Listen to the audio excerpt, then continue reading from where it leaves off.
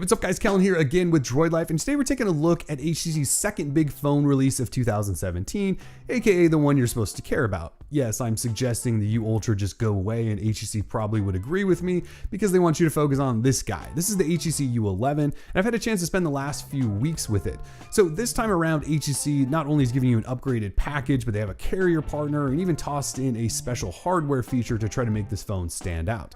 But even so, is this going to be a phone that could be on your radar, let alone on your short list of phones to consider buying? Well, let's talk about that. This is our HTC U11 review.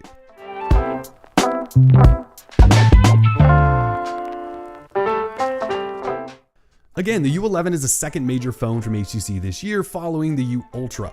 If you haven't, be sure to check out our U-Ultra review just below that like button. As for the U11, it's got all the proper 2017 specs like a Snapdragon 835 processor, Quad HD display, 64 gig storage with SD slot, lots of RAM, a decent sized 3000 mAh battery, proper water resistance, and a high-end 12 megapixel camera. You've also got HTC boom sound and really good external speakers, USB Type-C port with fast charging, and this new squeezy side thing called Edge Sense that allows you to complete tasks or open apps with some hand pressure. I'd argue that the U11 isn't missing much of anything when compared to phones like the Galaxy S8 or LG G6. HTC really tried to go all out here and pretty much did. In the box, HTC is giving you the goods. Of course, your shiny new phone is in there, but you also get a plastic clear case, Type-C to 3.5mm headphone adapter since there is no headphone jack, cleaning cloth that you'll use 100 times per day, quick charger, and these really nice Sonic Type-C earbuds. Now I know this may come as a surprise to many of you, but the U11 is actually a pretty good phone. I'd even go as far as calling it a really good phone because of the combination of the specs, experience, and price point. It is a bit of a mixed bag though. There are a whole bunch of things to get excited about, along with a bunch of little questionable details that make a difference in 2017 since everyone is nailing the basics at this point. For one, the backside of this phone is really pretty when clean. Keeping it clean isn't easy, but should you've got silver, black, and blue models, this being the blue. HTC has finished the phone with this liquid metallic exterior that does allow the U11 to stand out in a crowd. Depending on the angle, it's almost like it changes colors sometimes. It's very cool. Unfortunately, the overall design can't keep up with that pretty backside. The front side of the phone is a big slab of glass with curved edges, but it features huge bottom and top bezels in a time where everyone else seems to be ditching them. HTC also continues to stick those obnoxious capacitive touch buttons on the front, and because they love irritating me further with them, refuses to center them in the bottom chin, making them frustrating to touch. Call that nitpicky, but these are the things that differentiate phones right now. Performance and software here is quite good, as has been the case with HTC phones for a long time. Their HTC Sense skin, which HTC reps keep telling me isn't called Sense even though it is called Sense, is here, hasn't been updated in a while, and it feels slightly dated. It is running on top of Android 7.1.1, however, which is important since not many phones are yet. You get 7.1.1's app shortcuts feature, a mostly stock-looking notification shade and lock screen, and an overall experience that won't look foreign to longtime Android users. There also isn't a lot of extra fluff to get in the way, so when you are in and out of apps or multitasking, things happen quickly. Specifically, some of the things HTC has done that I appreciate are adding in night mode for the display, giving you full personalization controls over things like icons, sounds, colors, and fonts through their theme store. I like the lock screen gestures that get you where you want to go without touching a button, and the display color temperature adjuster. And that brings us to Edge Sense, the feature that HTC wants to be the differentiator here. Edge Sense, for those not familiar, is a pressure-sensitive hardware feature that allows you to squeeze the size of the U11 to launch apps, open the camera, turn on the flashlight, record audio, open Google Assistant, that sort of thing. It's okay. It does work as advertised. My problem has been remembering to use it. Since this is the first phone with this kind of feature, I don't necessarily have a strong opinion on whether or not it's useful. Well, it is useful, but I think it's going to take some time for us all to get used to using it, if that makes sense.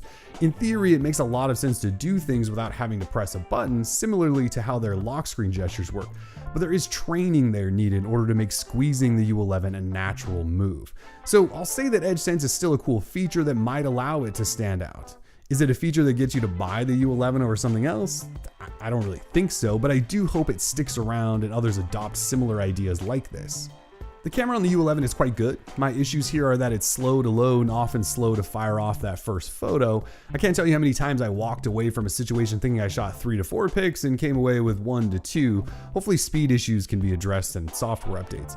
So while speed is definitely important though, picture quality is a bigger deal, obviously. In that department, I really think the U11 shines. The crispness of the photos taken with this 12 megapixel Ultra Pixel 3 camera are top notch. Colors are so natural and really recreate scenes in the way your eye sees them, without doing a bunch of nasty processing and contrast ramping. No matter where I was, indoors or out, the U11 camera took a good photo that when I looked back on later impressed me. As far as software goes, the camera setup here is a good one. The shutter button is easily accessible. You have Pro and Panorama modes, and even 4K video recording with an acoustic audio focus mode that lets you zoom in on a target you want to hear audio from, and it amplifies that audio. It's a pretty neat little trick.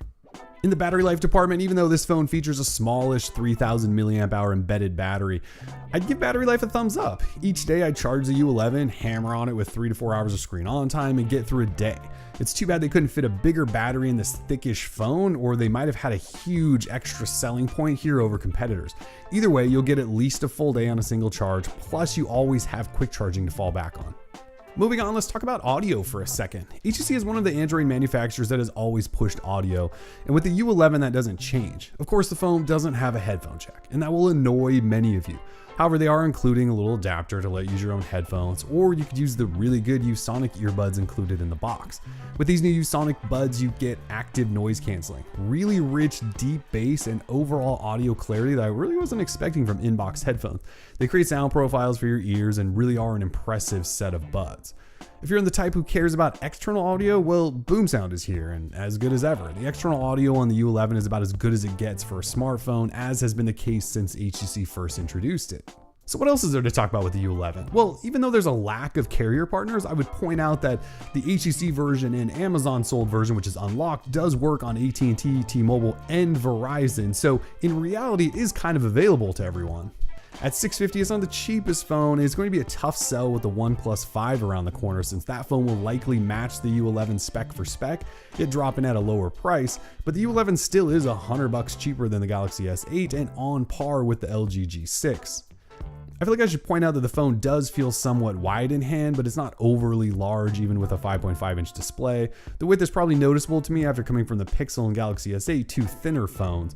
By no means is the U11 uncomfortable to use.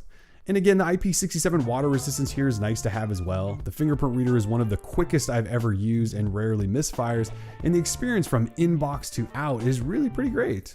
So should you buy the HTC U11? Honestly, that's a pretty tough question to answer. For me personally, there's one thing I can't get over, and that's the design. The overall design here just feels like it's about a year behind everyone else, but for you that may not matter. So I'll say this, the HTC U11 is a phone that's not going to disappoint anyone who owns it. It does all the big things right, like it takes good pictures, it performs flawlessly, it has battery that lasts a day, and it's really pretty when it's clean. So if anything, this phone puts HTC back into consideration, which is a place they haven't necessarily been in for quite some time.